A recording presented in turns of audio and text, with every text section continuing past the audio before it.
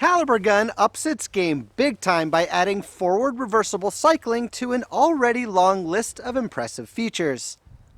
Coming up.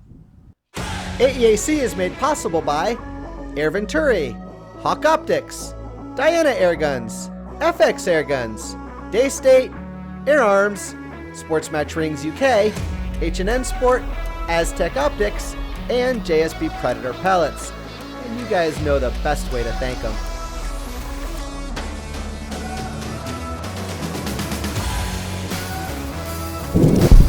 $700 is to bolt on 150. Whereas this, I feel like I could do a one-handed and I could still... As always, operations manager for Hot Sun Hog already. I've done a full tuning guide on this on my maybe 10. Granted, we're talking a 25-yard cut.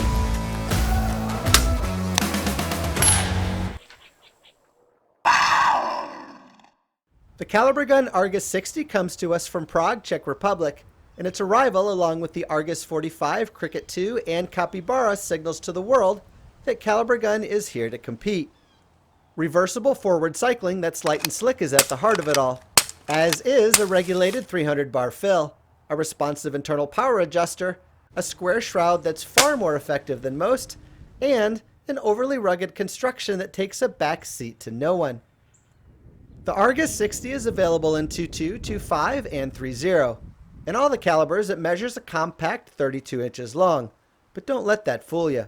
Its bullpup design allows for the efficient onboard accommodation of a full-length 600mm forged steel, 12-ring, 17.7 twist barrel that delivers all the power. It ain't no daisy either. At 9.3 pounds naked and 11.2 pounds scoped up, the Argus is heavy and feels heavy, which those shooting it from a bench or bipod will greatly appreciate. It ships with two newly designed flush-fitting 14-round auto-indexing metal magazines, a manual, a fill probe, and a spare O-ring kit. The warranty is 1 year as indicated only in the owner's manual, and you can pick one up from Georgia Airguns for a presumed call for pricing $1,800-ish. Now, while the Argus 60's 350cc reservoir is refillable to 300 bar, doing so only nets you another 20 regulated shots over a more traditional 250 bar. If you do have the means, pressurizing the OEM map to 4,351 psi will reward one with 148 usable 35 foot-pound shots with an 18 grain, or 128 usable 37 foot-pound shots with a 25 grain, with extreme spreads at 24 and 16 feet per second respectively. It's all achieved by pushing that 18 to 25 grain to between 936 and 806 feet per second, with room to tune up or down if so desired. Making adjustments only to its hammer spring, I ran the Argus 60 successfully between 27 and 44 foot-pounds of energy, with 44 being the max available. The gun falls off the reg at 110 bar. The pup also takes advantage of Weaver upstairs and down, a removable muzzle end to accommodate future moderator adapters, an easy-to-read pressure gauge, a bright red cocking indicator, a sling hook, a comfortable beechwood stock with vertical pistol grip and muted stippling, a rubber butt pad, and a lightweight and clean-breaking single-stage trigger with nicely placed ambidextrous manual safety. So, is the new Kalibrgun Argus 60 right for you? Charlie Freer, owner of Georgia Airguns, is a well-liked guy in the airgun community.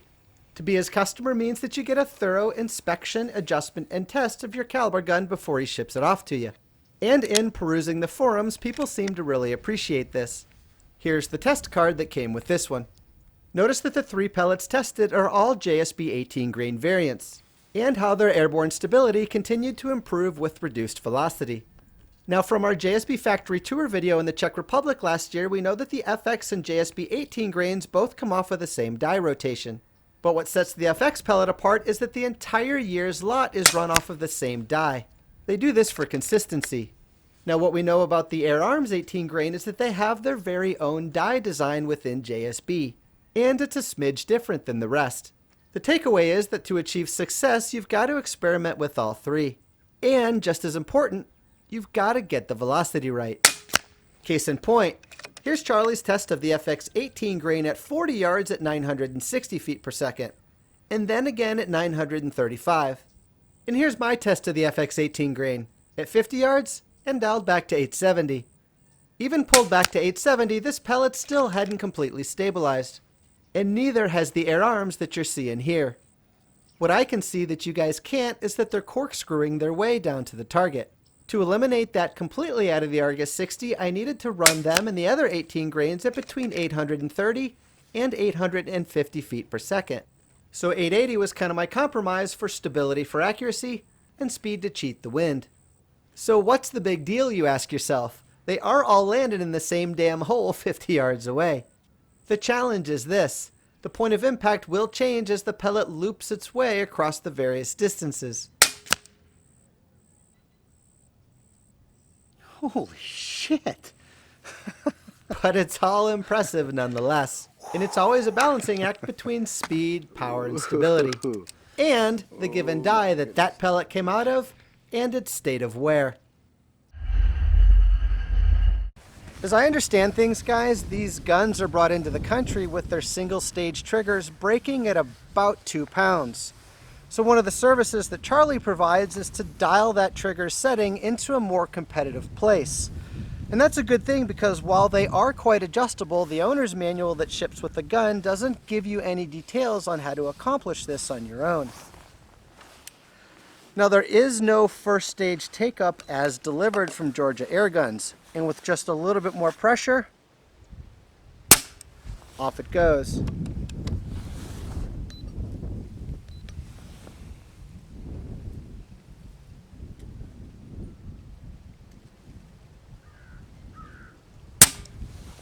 £1 pound, 5 ounces.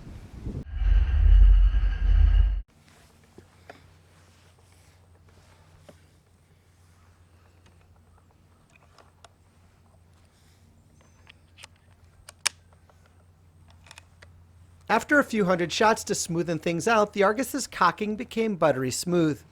On all the way up to the 44 foot-pound max, going back is light. And it becomes even lighter if you ease up off that hammer spring tension, as in the 30 foot-pounds that you see here. Forward seating is smooth, with any of the JSB 18 grain variants. But with all the 25 grain redesigns and all the slugs I tested, seating got significantly harder. Enough so to move the gun off its axis when bipoded. It's just as well. I couldn't get any of the redesigns to stabilize much past 25 yards. And the same goes for all the slugs, but the NSA 20s and the FX hybrids sorta did.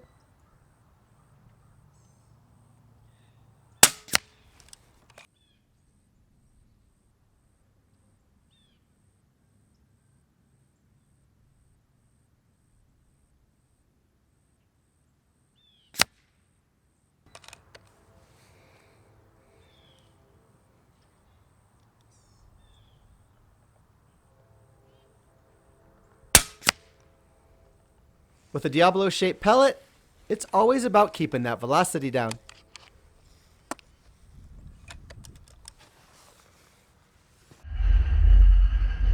When running an 18 grain to 900 feet per second or 32 or so foot-pounds, the Argus 60's square baffled shroud does a superb job at swallowing up the energy coming out of this gun.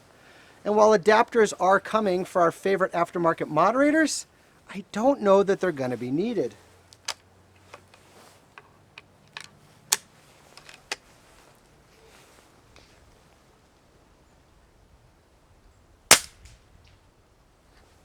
Even when running a 25 grain to almost 890 feet per second, or almost 45 foot-pounds of energy, this shroud still works incredibly well.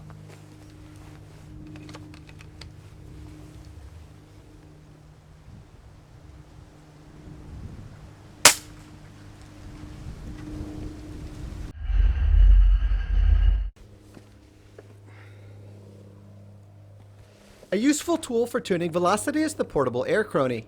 It speaks multiple languages, has an internal memory, and free downloadable shot chart software from aircrony.com. The device will give you high, low, average, extreme spread, standard deviation, and foot-pounds of energy, and offers several measurements of velocity and energy. It'll run on AAA batteries or 110, and has an internal shot counter. And its portable padded carry case seems to be of great quality. For me, it worked great in most all lighting conditions.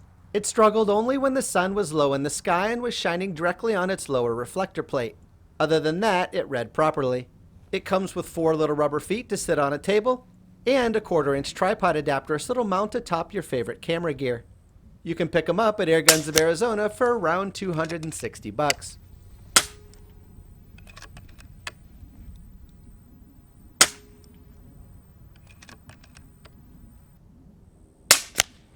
The general idea with Slugs is to push them fast to get them to stabilize. However, I have had success pushing the new H&N Slug to as low as 700 feet per second, but our Argus here didn't like them. What it did sort of like were the NSA 20.2 grains and the FX Hybrid 22 grain. On full burn, they each ran at about 40 foot-pounds, but they were both corkscrewing on me, so I don't think I'd use them past 50.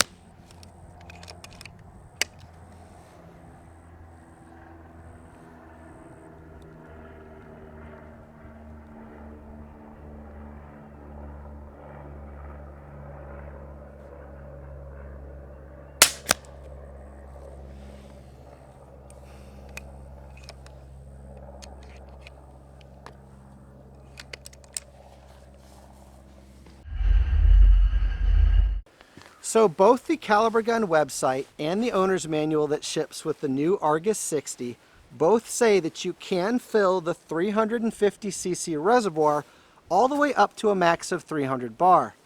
But the owner's manual goes on to say that they don't recommend you exceed 250 bar as not to negatively affect the longevity of the product.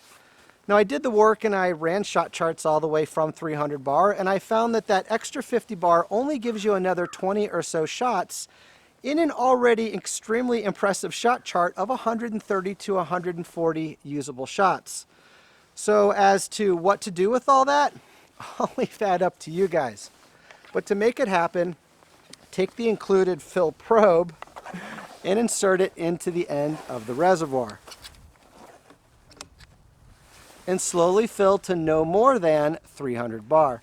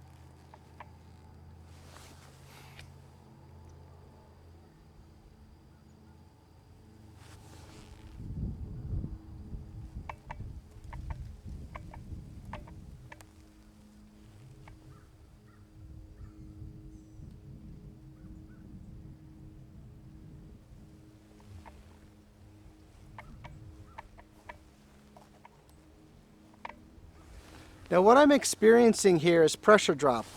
I filled this bottle all the way up to 46 or 4700 psi in a 75 degree Fahrenheit home, and I'm out here in 50 degrees and I'm unable to reach 300 bar. The air in here has condensed, so it's now no longer providing enough pressure to overcome the pressure that's pushing back on the inside of the cylinder, and it looks like all I'm going to get out of it on this gauge is just shy of 300 bar. But when you're done, bleed the air between your fill source and the gun. Remove the probe. That's all there is to it. So I've got a second bottle here, so let's see if we can make this happen.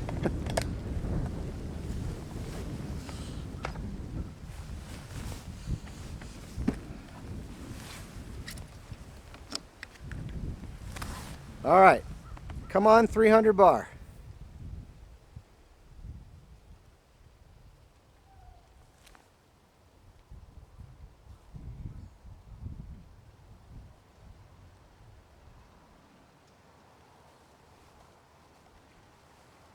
There we go.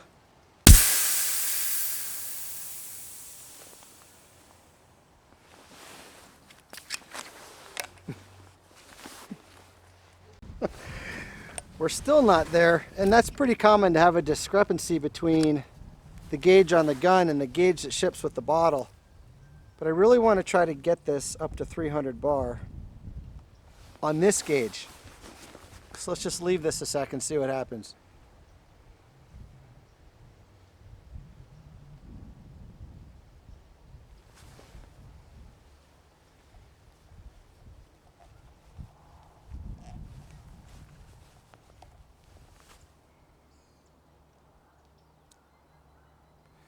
All right, so I'm reading just over 300 bar fill. I can't see what you guys are seeing on the camera, so hopefully that gauge is showing 300 bar, but either way, it's a good lesson. Even with 2 tanks that were filled at home, indoors at around 75 degrees, up to around 46, 4,700 PSI, bring them out here into 50 degrees, the air in this tank condenses to well below 300. So either way, it could be tough getting there.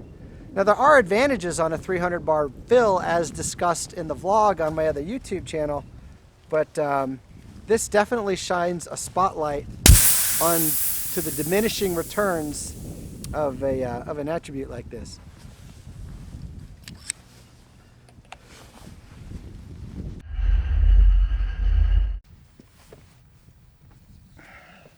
For eyes, I'm running the Hawk Vantage 30 WAFFP 4-16 by 50 AO scope. It's a first focal plane scope, meaning that the MRAD reticle is placed in front of the magnification lens. What that means to you is that mil-dot ranging stays fixed regardless of magnification. This has the advantage of reducing input by the operator. The con is that the reticle gets larger and smaller with magnification. So at lower magnifications, sometimes the mil-dots can be tougher to see. And at the larger magnifications, they can cover what you're looking at. But generally, an FFP scope is considered to be an upgrade. The WA in the 30 WA FFP stands for wide angle. And wide it is, especially at 10x. This can be especially useful when trying to single out a single target among many, or when trying to get up on target quicker. It's also just kind of cool. The Vantage's AO ranging was dead on at 50 and 100. At 25, it was off by just a yard or two. But inputs from the turrets behaved perfectly, and everything rotated with a slickness and precision. As is with all Vantages, the glass is clear and bright, and the reticle sharp and well defined.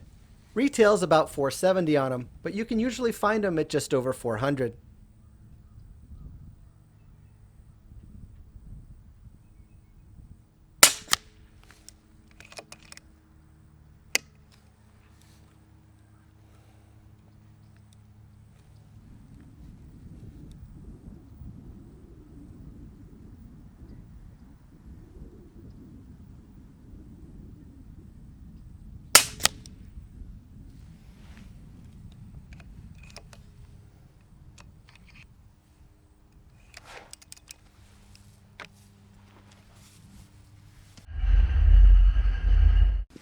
If you're new here, the RDW next to this video's title stands for Review, Discuss, Win.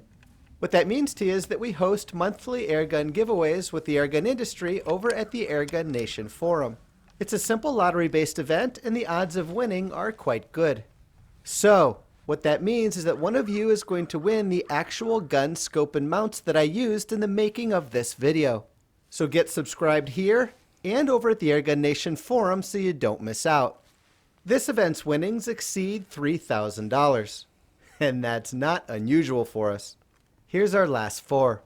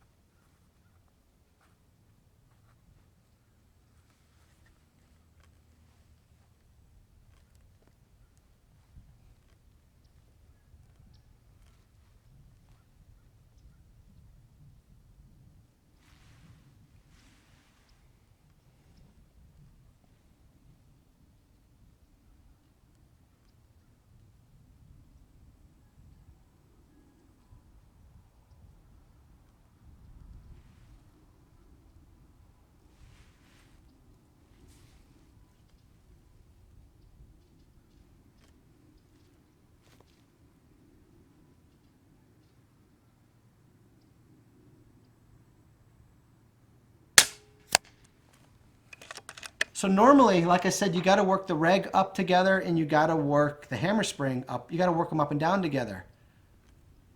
I didn't find that with this. And what I mean by that is I successfully ran this gun, let's say with an 18 grain, where I saw extreme spreads just in my experimentation from 110 bar on up through 250 bar. They were staying within 20, 25 feet per second, no matter how I adjusted this. Now, maybe one of you will adjust it, run a shot chart, and it'll look totally different, but I don't. Not having the advantage of a big viewing screen to review the footage, I won't be able to tell if shot number 4 one-holes or not. So I reshot the group, and here they are. One at a 4-dot holdover and the other at a 3. Wind drift between the two is about 4 inches, and it looks like about a 3.5-dot holdover would have been just right. One was at 1.03 inches and the other 1.11. So guys, if your accuracy is not doing what you want with the Diablo-shaped pellet, you gotta bring that velocity down. 830 to 870 is almost always the sweet spot, and that's across every brand and make of barrel. If you want to go faster, find one that'll shoot the JSB redesign variants or slugs. And of course, if you're shooting inside a 35, none of this really matters. Have at it.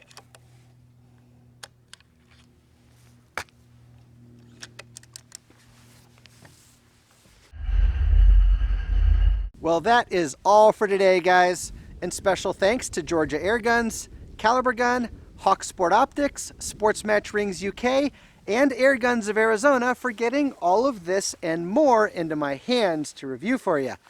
You guys know the best way to thank them for that one.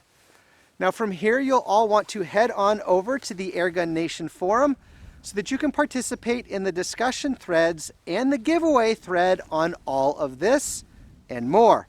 I'll leave you links on how to get there in the description down below. So with that, I'm Steve Shalley. Thank you guys so much for watching, and good luck, everyone.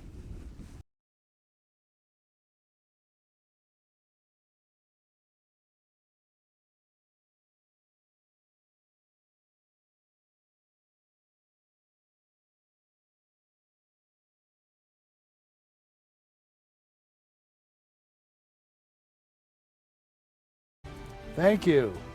I didn't really mean it though.